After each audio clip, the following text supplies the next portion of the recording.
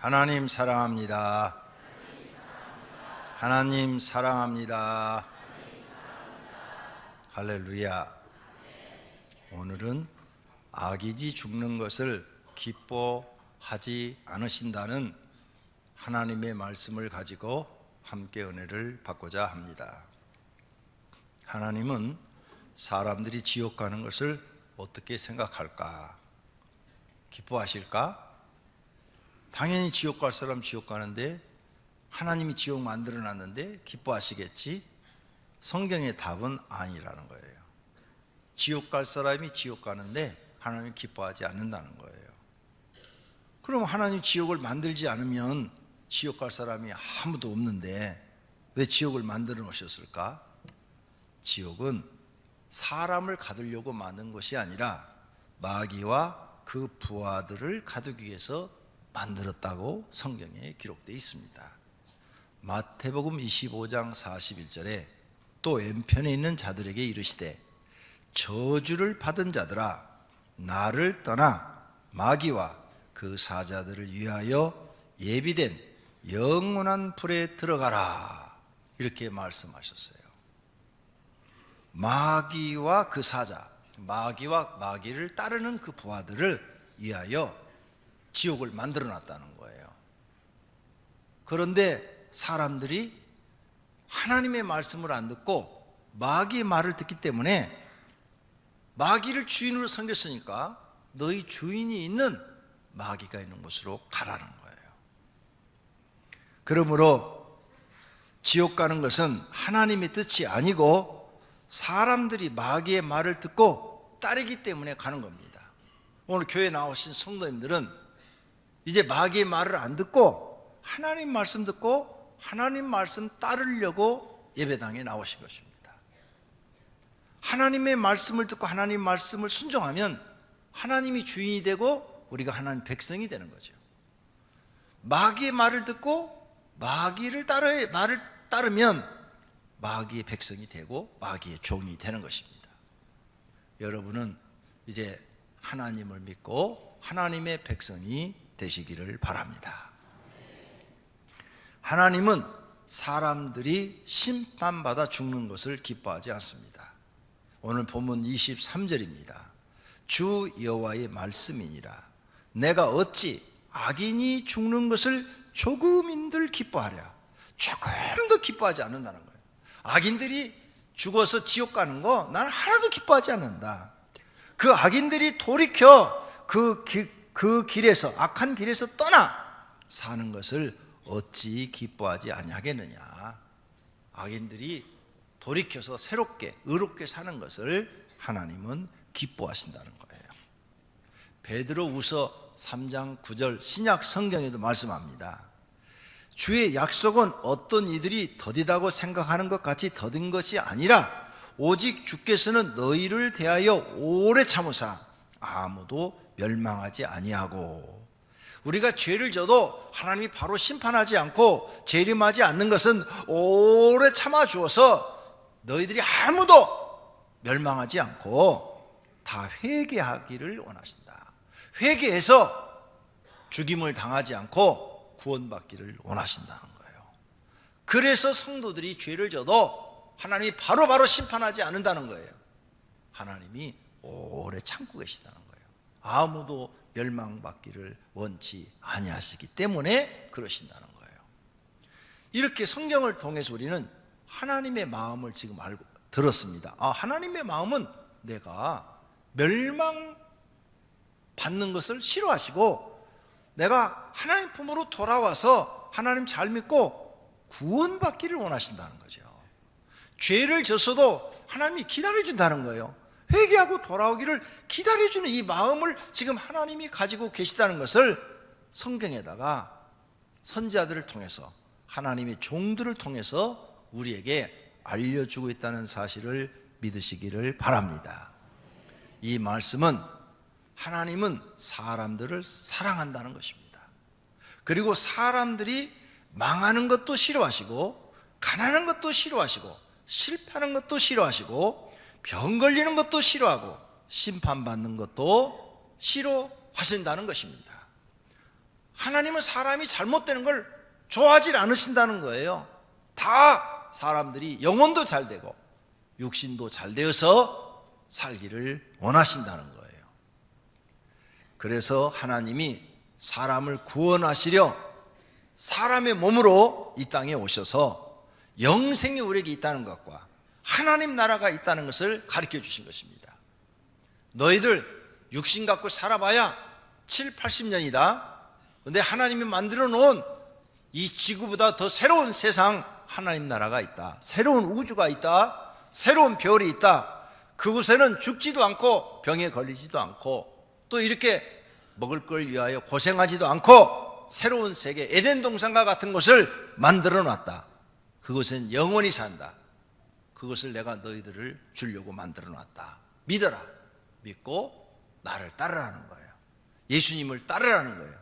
그래서 하나님이 사람의 몸으로 오셨다는 거예요.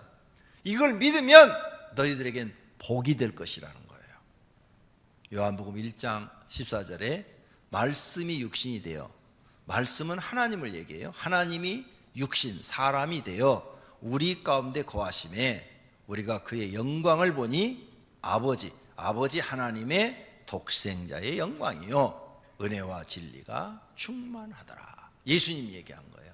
예수님에게 하나님의 영광이 있고 은혜와 진리가 충만하더라. 마가복음 1장 15절에도 이르시되 때가 찼고 하나님의 나라가 가까이 왔으니 회개하고 복음을 믿으라. 예수님이 전하는 모든 말씀을 믿어라 그 말이에요. 회개하고 믿어라.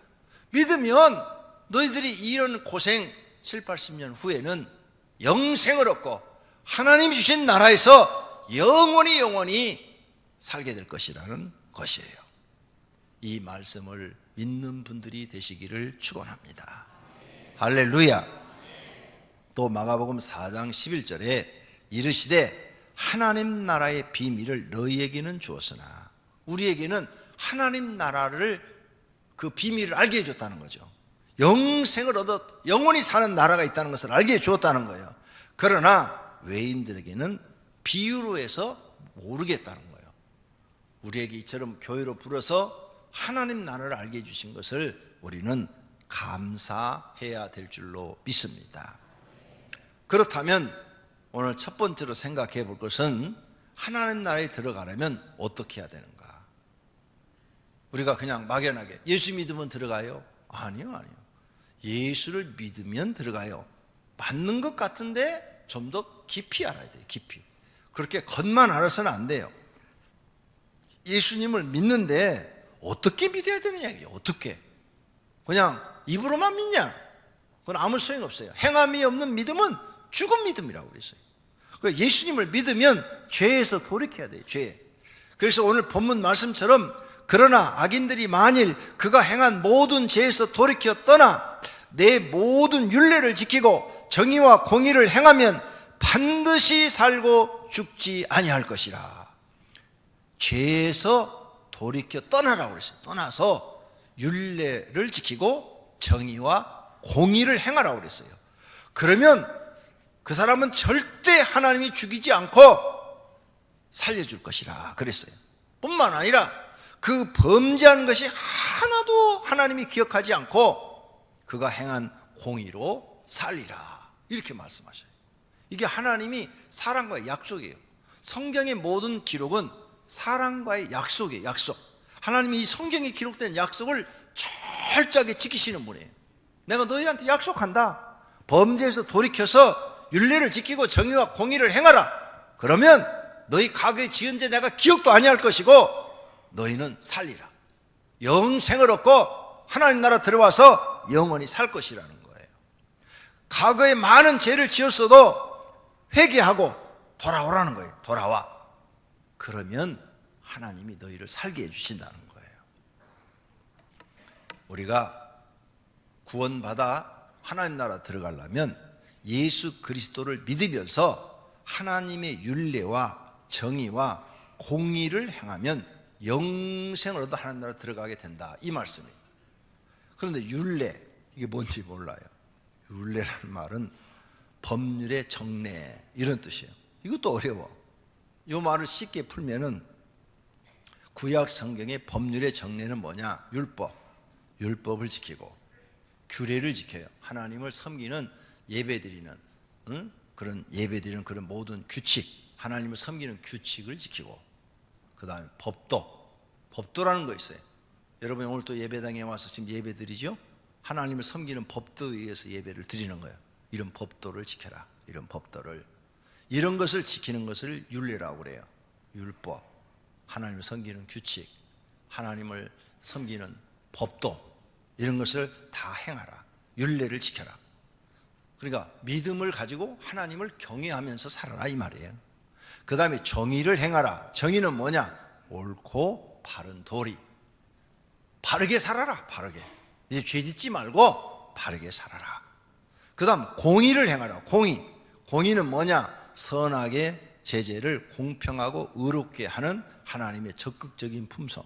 어렵죠?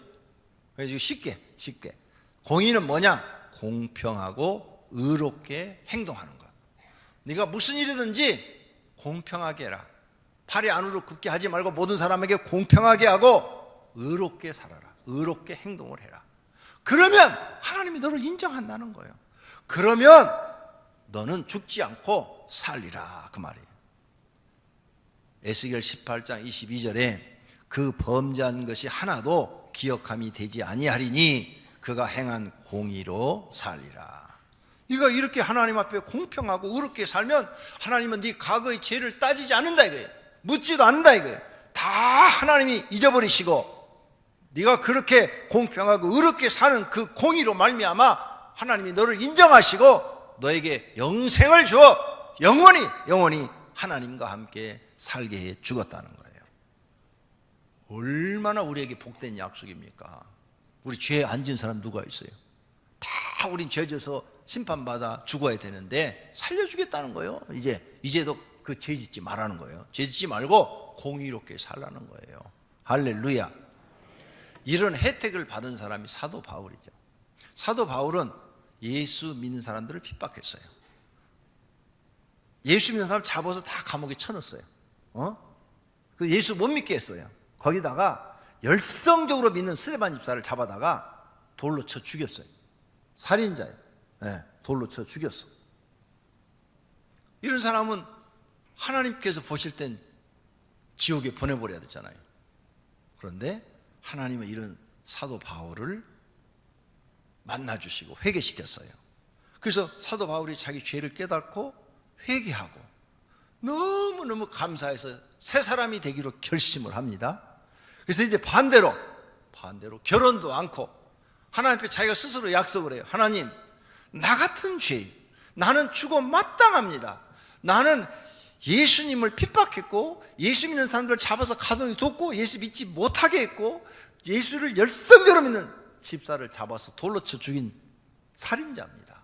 그런데 하나님이 나를 지옥에 보내야 되는데 심판해서 지옥에 안 보내시고 나를 이렇게 살려주시니 내가 이제 평생 결혼하지 않고 내 몸을 하나님께 바쳐서 예수님을 전하는 사람이 되겠습니다. 그리고 일생 동안 사도 바울은 결혼도 않고 예수님을 전했어요. 과거의 죄를 하나님이 하나도 묻지 않고 오히려 바울을 하나님이 더 인정해서 그가 공의롭게 살고 정의롭게 살고 하나님 율례를 지킨 것에 대해서 더 인정을 하고 신약 성경에 보면 신약 성경 중에서 사도 바울이 쓴 책이 3분의 2나 된다 이거죠. 하나님이 더 인정하신 거죠. 말씀대로 된 거예요. 이렇게 하나님은 약속을 지키는 분이신 것을 믿습니다. 사도 바울은 깨달았어요. 자기가 잘못 사는 것을 깨닫고 완전히 옛사람, 죄 짓는 생활을 버리고 새 사람으로 산 것입니다. 에베소서 4장 22절에 말씀합니다. 너희는 유혹의 욕심을 따라 썩어져가는 구습을 따르는 옛사람을 벗어버리고, 옛사람은 뭐냐? 욕심을 따라 살아요. 욕심. 그래서 세상 욕심, 어떻게 하면 세상에서 잘 되느냐, 성공하느냐, 부자가 되느냐, 권력을 쥐느냐, 이런 욕심에 따라서 살았다 이거예요. 그게 옛사람이에요. 이제 그것을 옛사람을 옷 벗듯이 싹 벗어버리고 오직 심령이 새롭게 되어 마음과 내 영혼이 새롭게 되어 하나님을 따라 이제는 세상 말을 듣지 않고 그런 성공을 위해서 사는 그런 사람이 아니라 이제 나는 하나님의 말씀대로 정의, 공의, 의롭게 사는 사람이 되고 진리의 거룩함으로 진리는 하나님 말씀대로 살면 사람이 거룩해져요. 깨끗해져요. 하나님 말씀대로 새로 지으심을 받은 새 사람을 입으라. 네가 그렇게 살면 너는 새 사람이 된다 이 말이에요. 이런 사람은 죽지 않고 살리라, 영원히 살리라, 성경에서 약속하고 있는 줄로 믿습니다. 또 골로새서 3장 9절에도 같은 말을 해요. 너희가 서로 거짓말하지 말라. 거짓말은 뭐예요? 옛사람. 세상 사람들은 거짓말 밥 먹듯이 하죠. 거짓말을 버리고 옛사람을 버리고 그 행위를 버리고 벗어버리고 옷 벗듯이 벗어버리고 새 사람이 돼서 이제는 우리를 창조하신 하나님의 형상을 따라 지식, 머릿속에 들어있는 공부한 거 지식까지도 하나님 말씀으로 새롭게 하심을 입은 자가 되라 그 말이에요. 그러면 너희는 거룩한 사람이 되고 거룩한 사람이 되면 영생을 얻어 하나님 나라의 주인공이 된다, 이런 말씀인 줄로 믿습니다. 이렇게 옛사람을 벗어버리고 새 사람이 되면 여러분의 과거의 죄를 하나도 묻지 아니하시겠대요. 완전히 새롭게 인정하시고 영생을 주어 복을 주어 살게 하시겠다고 성경은 말씀하고 있다는 사실을 믿으시기를 바랍니다. 두 번째로 과거의 열심이라고 지금 죄를 범하는 사람에 대한 이야기입니다. 첫 번째는 과거의 죄를 많이 범하고 지금 하나님 말씀대로 사는 사람 이야기였고, 두 번째는 과거에 반대로 열심히 일했는데 지금 죄를 범하는 사람 어떻게 되느냐? 죽게 된대요. 많은 성도들은 과거의 은혜 받았을 때 열심히 하나님 뜻대로 살았어요. 의를 행하며 살았어요. 그런데 10년, 20년, 30년, 40년 이렇게 50년 신앙생활 하다 보니까 이제 교회 생활이 무뎌졌어요. 무뎌져가지고 다 귀찮아졌어. 그래서 지금은 이젠 세상에 나가서 세상 사람처럼 살아요. 이렇게 죄를 범하고 사는 사람은 하나님이 어떻게 하신다고 성경에 써놨느냐? 현재는 하나님 말씀대로 안 살아요. 세상 사람처럼 살아요. 이런 사람은 하나님이 어떻게 하신다고 그랬냐? 심판하시겠대요. 죽게 된대요. 오늘 에스겔을 통해서 우리에게 말씀을 하고 계시는 거예요. 24절에 만일 의인이 돌이켜 그 공의에서 떠나, 공의가 뭐라고 그랬죠? 공평하고 의로운 생활에서 떠나 범죄하고 악인이 행하는 모든 가증한 일대로 행하면 살겠느냐? 그가 행한 공의로운 일은 하나도 기억되지 아니하리니 그가 그 범한 허물과 그 지은 죄로 죽으리라. 이 말씀에 걸린 사람이 솔로몬이에요. 솔로몬이 처음 왕이 됐을 때 겸손해가지고 자기는 왕이 될 수 없는 사람이거든요. 솔로몬은 왕이 될 수가 없어요. 다윗에게는 왕자가 70여 명이 있었는데 그 70여 명 중에 제일 못난 게 솔로몬이에요. 왜 제일 못났어요? 어머니가 불륜 가운데 첩이된 여자야. 그러니까 사람들이 다 손가락질을 하죠. 다 손가락질을 하지. 왕자는 왕자인데 이렇게 좀 자신 있게 자기를 드러낼 수 있는 그런 형편이 못 돼. 그러니까 다른 사람들은 다 왕의 후보가 돼도 자기는 후보가 못 돼. 그런데 하나님이 그를 왕으로 세웠어요. 그러니까 막 너무 하나님 은혜가 감사해서 하나님 앞에 일천번제를 드리는 거예요. 나 같은 사람이 어떻게 이렇게 하나님 왕으로 나를 세워주셨습니까? 하나님 은혜 감사합니다 하면서 일천번제를 드리면서 하나님 앞에 하나님 백성을 잘 다스릴 수 있는 지혜를 주십시오 라고 구했더니 하나님이 구하지 아니한 부귀와 영화까지도 주셨어요. 또 너무 감사해서 그냥 하나님의 성전을 7년 반 동안을 걸려서 엄청난 돈을 들여서 세상에서 제일 좋은 가장 비싼 성전을 지어서 또 하나님께 드려요. 그러니까 하나님이 좋으셔가지고 꿈속에 나타나서 내가 네 기도한 대로 9가지 소원을 다 들어줄 것이고 너와 함께 해주겠다고 약속을 하셔요. 너무너무 솔로몬이 좋아요. 막 기분이 좋아. 그래서 막 하나님이 막 축복을 부어지니까 막 성전 기둥 바닥을 막 돌로 까는 게 아니라 막 금으로 깔아. 금으로 막 입혀. 방패도 다 금이야. 금. 하나님 막 부어주시니까.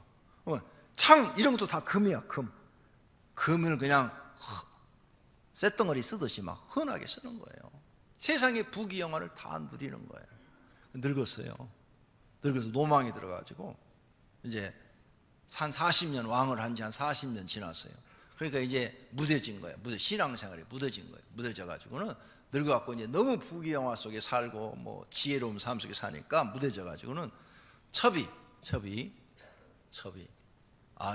내가 섬기는 신 좀 섬기고 싶으니까 요 왕궁 바깥에 저 산에다가 산당 하나 짓게 해달라고. 그러니까 그래라 지어라 가서. 근데 또 다른 첩이 와서 또 나도 산당 하나 짓게 해달라고. 각 나라의 공주들이 다 지금 자기 첩으로 와 있거든요. 그러니까 그대로 다 허락했는데 그게 하나님 모시기에 악한 거예요. 감히 하나님의 땅 거룩한 성 예루살렘에서 하나님 외에 다른 신을 섬기는 산당을 허용하고 그 왕비들이 가서 거기다 절을 하고 기도하게 만드니까 하나님이 진노하신 거예요. 악하게 보신 거죠. 그래서 솔로몬한테 나타나서 너에게 준 모든 부귀 영화를 뺏어버리리라 하시면서 너로 인하여는 이 나라를 없애버리고 싶지만 너의 아버지 다윗과의 약속 때문에 너의 아들한테는 한 지파만 준다. 한 지파. 유다 지파 하나만 주고 나머지 12지파 중에서 10지파는 여로보암한테 내가 줄 것이고 한 지파가 이제 네 지파가 남아요. 네 지파는 원래 땅을 분배를 안 받았잖아요. 땅이 없으니까 네 지파는 예루살렘에서 하나님 성전은 섬기는 그런 직책이니까 그냥 그대로 놔두고, 그래서 솔로몬의 제값으로는 한 지파도 안 주는 거예요. 거기 써놨어요. 다윗 때문에 준다고. 다윗과의 약속 때문에 한 지파라도 준다고. 그래 가지고 유다 지파만 솔로몬의 아들 르호보암이 받습니다. 이 경고들이 된 거예요. 과거에 솔로몬이 잘했던 거 하나님이 하나도 기억하지 않으시는 거예요. 그렇게 하나님을 잘 섬겼던 솔로몬을 하나님이 하나도 기억하지 않고 싹 없애버리시는 거예요. 하나님은 성경에 기록한 대로 하시는 분이에요. 이런 걸 우리가 알아야 돼요. 그러므로 여러분, 현재가 중요한 거예요. 현재. 과거에 잘한 것 아무 소용없어.